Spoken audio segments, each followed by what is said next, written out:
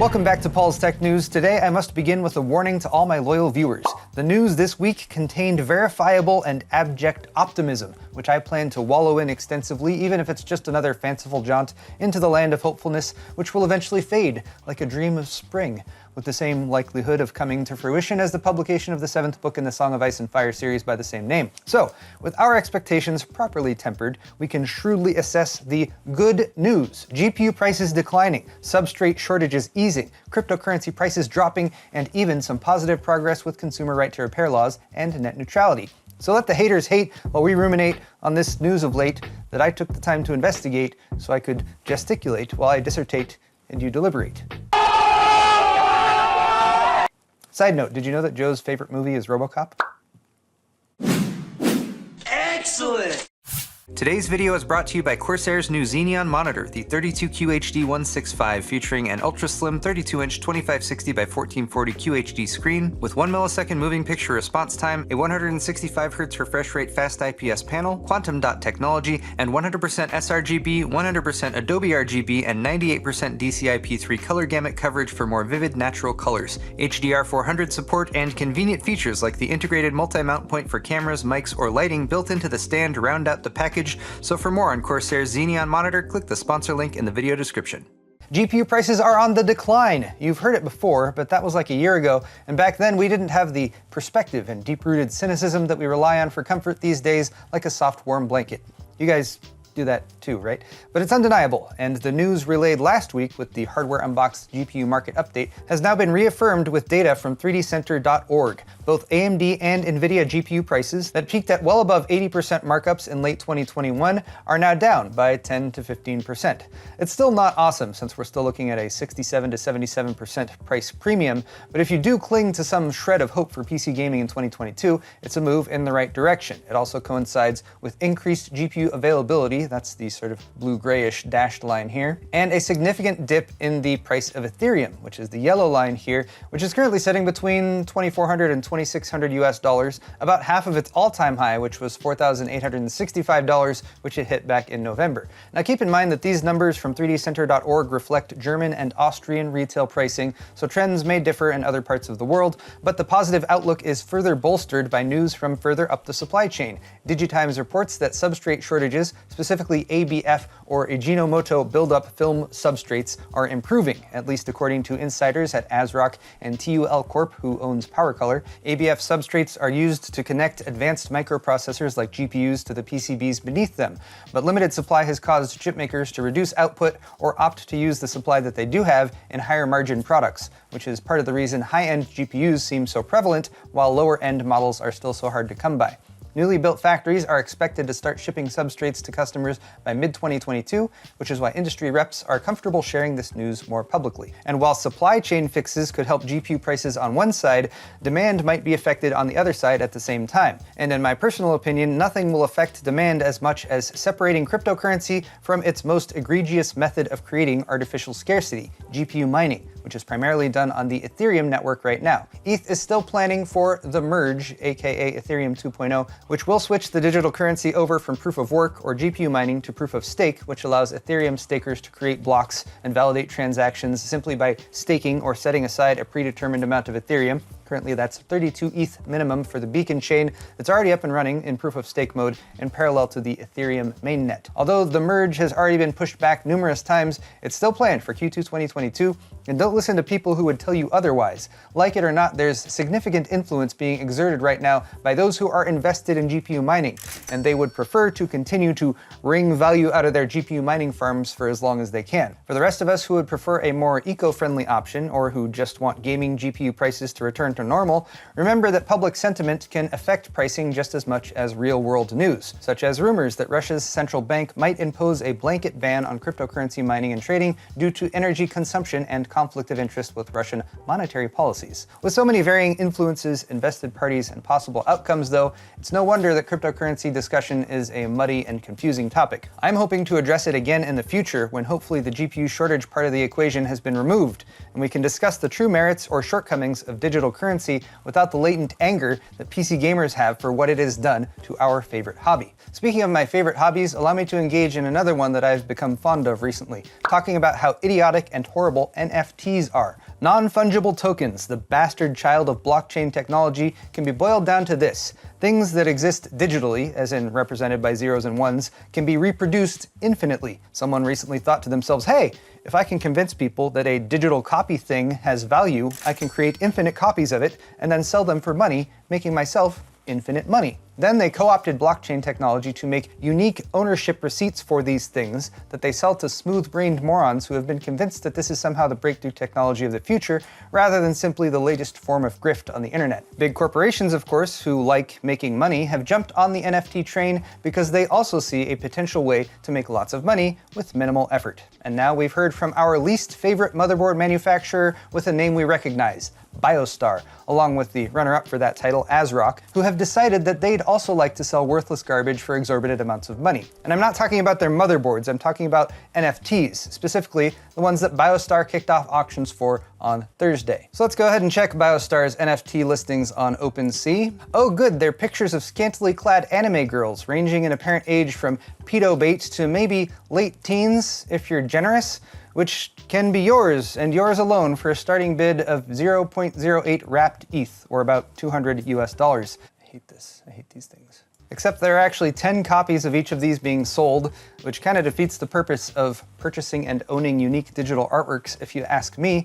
But sure, BioStar, use the word rare to describe this garbage, because that will surely prompt a bidding war amongst the feckless saps you're hoping to scam out of their money. And then on Friday, AsRock announced that they're pretty much doing the same thing, except they made me throw up in my mouth a little bit by saying that the auction of their Phantom Gaming Evo NFT means that they are joining the metaverse, which is kind of like me saying that I joined the space army because I drew a picture of a UFO and sold it to a mentally disabled kid. I mean, I guess at least AsRock is just selling a 39-second video of their Phantom Gaming logo rather than incriminating pictures that could be used to add you to the National Sex Offender Registry. But AsRock is also selling not 1, not 10, but 100 copies of this video for a starting bid of 0.1 Ethereum each, or $250 US based on current prices.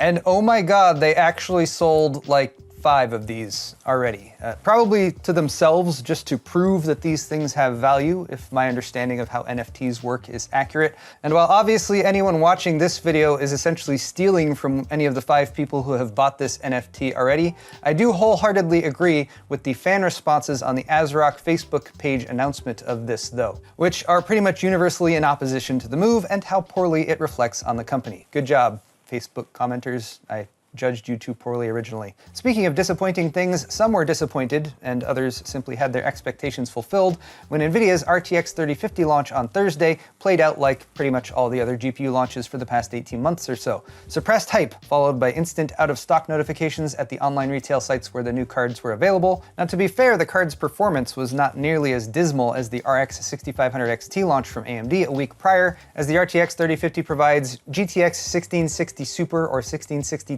Ti-like performance, while also boosting DLSS and ray tracing capabilities versus prior generations. It still can't outpace an RTX 2060 though, and while Nvidia did allow reviews to go up on Wednesday, a day prior to retail availability, which I think is the right way to do it so launch day buyers can make an informed decision, they also accidentally shipped most reviewers an EVGA card that was supposed to be the $250 model, but oopsie, it had the VBIOS for the OC version installed, which sells for $330, $80 more than the base model. Reviewers were conveniently notified of the error Monday evening at 8 p.m. Pacific time, 34 hours before the embargo lifted, which is not enough time to rerun tests to show actual stock performance. Probably just an honest mistake though, right, Nvidia?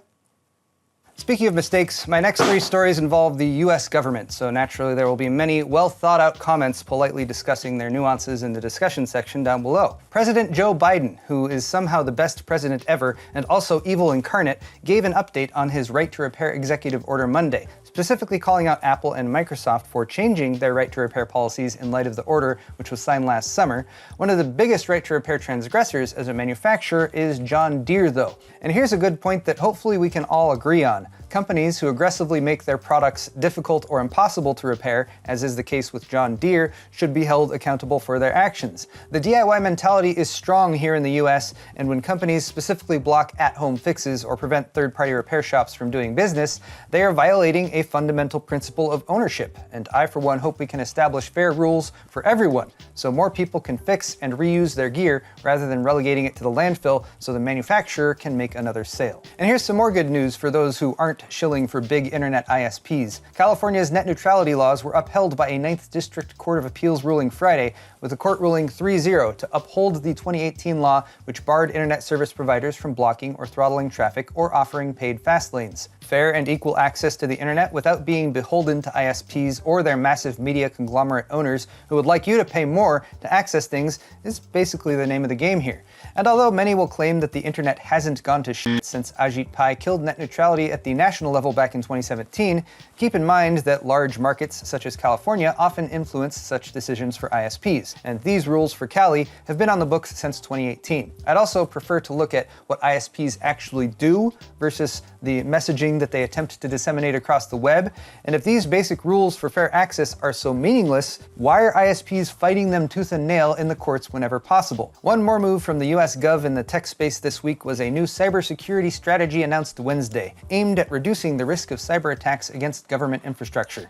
They're moving to a zero-trust architecture. That's kind of like cryptocurrency, isn't it? But it means that users and devices are authenticated on a case-by-case basis and are only given permissions to access resources necessary for the task at hand. This also includes bumping up the use of multi-factor authentication and hardware-based authentication tokens like access cards instead of push notifications or SMS, which all seem like very good things that they should have already been doing for years now.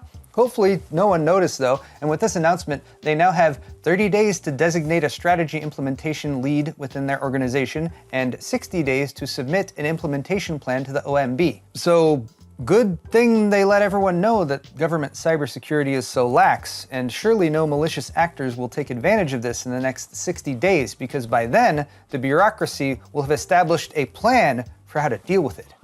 What could go wrong?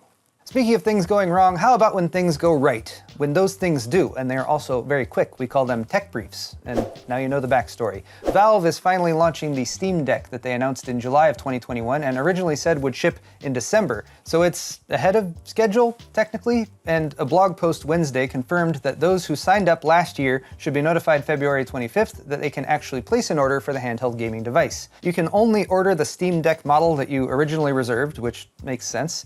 And as a thank you for allowing Valve to hold your money in limbo for 7 months, your reservation deposit will also be applied to the final price.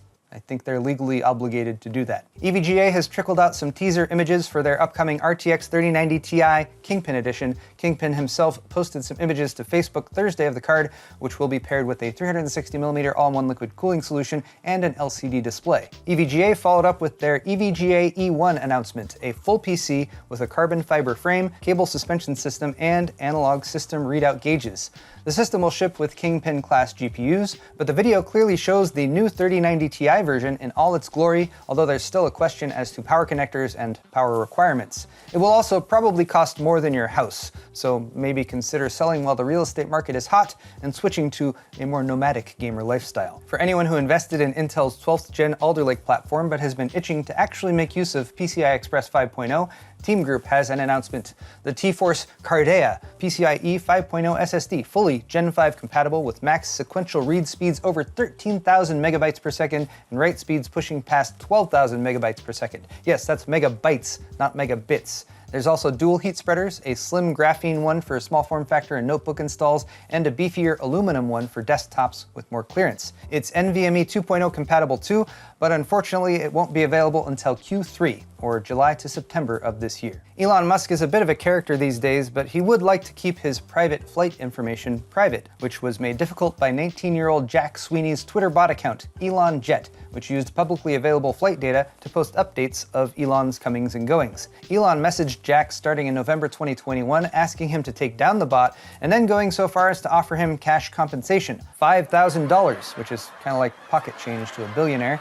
Jack has replied by asking Elon for a Model 3, or $50,000, or an internship instead, but apparently has yet to be taken up on any of those offers. As of Wednesday, the bot is still up and running, and Elon is apparently somewhere in the vicinity of Austin, Texas. Nvidia made many waves in the tech world when they announced their plans to acquire British chip designer ARM back in September of 2020, and in the time since, the deal has been scrutinized by industry analysts and government regulators alike. Bloomberg reported Tuesday that Nvidia is quietly stepping back from the $40 billion deal, though, in the same way that you or I might step back from accidentally ordering an extra burrito at Taco Bell. Let's cancel that, Nvidia seems to be saying, but without using words like the deal failed, or they couldn't follow through on what they said they would do, or Jensen's will and determination was not up to the task. For anyone who values competition in the industry, this is good news though, and I'm glad Nvidia's efforts fell flat, and they couldn't push the merger through by sheer force, or by sheer G-force.